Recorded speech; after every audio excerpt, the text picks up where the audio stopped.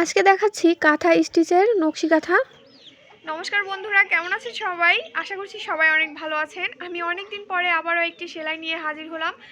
আসলে আমি তো সেলাই মেশিনে কাজ করি, এ কারণে হাতের কাজ আমার খুব একটা করা হয় না।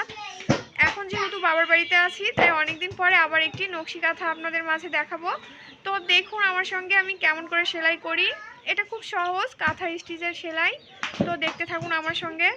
কাঁথা সেলাই করবার জন্য আমি যে কাপড়টি নিয়েছি তা কিন্তু নকশা দিয়ে চাপ দেওয়া।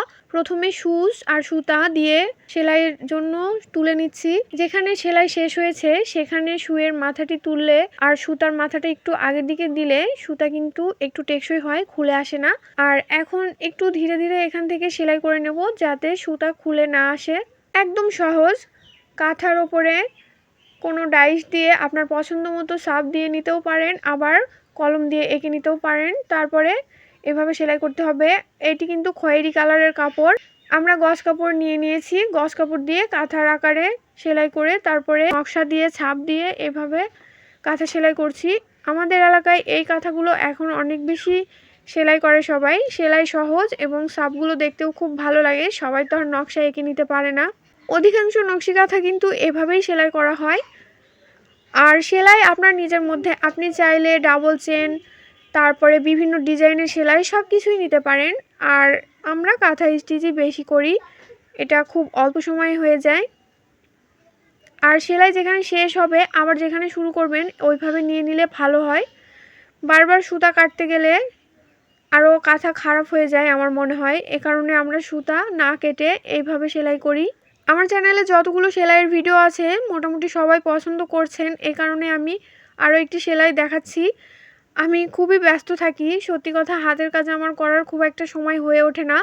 আর লাইফস্টাইল ব্লগ এটা সবাই আসলে করতে পারেও না, এ কারণে আমি সেলাই দেখাচ্ছি। আমার কিন্তু ফেসবুকেও মাধবীজ ব্লগ নামে একটি আইডি আছে, তো ওখানে আমার লাইফস্টাইল ব্লগ থাকে, আপনারা চাইলে দেখে নিতে পারেন যদি ভালো লাগে। এইভাবে কাঁথা সেলাই করা কিন্তু খুবই সহজ, দেখুন। আর আমি কারো কারো কমেন্টে দেখেছি যে আমার একদম পাটের বস্তায় যে সেলাইগুলো আছে সেগুলো বেশি পছন্দ করেছেন এবং রিকোয়েস্ট করেছেন যে সেলাইগুলো হাতে করে দেখাতে। আমি সত্যি খুব বিজি আছি, হাতে সেলাইয়ের যে একটা নকশা তুলব সেই সময়টুকু আমার হচ্ছে না, তবে আমি চেষ্টা করব আপনাদের রিকোয়েস্ট রাখার। তাছাড়াও আপনারা এই ডিজাইনগুলো কিন্তু অন্যান্য চ্যানেল থেকে দেখে নিতে পারেন। আমার আসলে শখ করে কাজ করা, যে আমার দু একটা কাজও আমি সবাইকে দেখাই, এ কারণেই আমার এগুলো করা।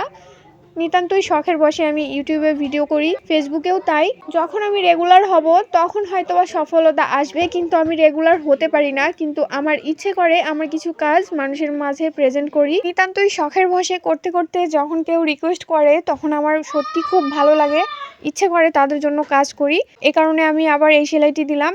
খুব সহজ আর সিম্পল একটি সেলাই। ডাইস দিয়ে চাপ দিয়ে নিয়ে আপনারা যে কোনো ডিজাইন করতে পারবেন। ইচ্ছে করলে জামা, ওড়না আরও অনেক কিছুই সেলাই করতে পারেন, বিছানার চাদর। এটা সম্পূর্ণই আপনার নিজের পছন্দ অনুযায়ী করে নিতে পারেন, খুব সহজ। আসলে ভিডিও তৈরি করা একটা শখ, নেশা, যেটাই বলুন না কেন, ভালো লাগে। আপনাদের সঙ্গে গল্প করতে করতে কাজ করছি, এটা কিন্তু সত্যি অনেক ভালো লাগছে। আর দেখুন যতটুকু সেলাই হয়েছে সেলাইগুলো দেখতে কত সুন্দর হয়েছে আর ফুলগুলো দেখতে কত ভালো লাগছে। এটা তো শুধুমাত্র কাঁথা স্টিচ, আপনারা যখন আরও বেশি সুন্দর করে ডিজাইন করে সেলাই করবেন দেখতে নিশ্চয়ই আরও বেশি ভালো লাগবে। তো এই কাঁথাটি দেখতে আপনাদের কাছে কেমন লাগছে অবশ্যই কিন্তু জানাবেন। দেখুন সাদা সুতা দিয়ে যখন খয়েরি কাপড়ের উপর সেলাই করা হয় দেখতে কিন্তু ভীষণ ভালো লাগে। আর এই যে ডাইস দিয়ে ছাপ দেওয়ার পরে এরকম হয়েছিল।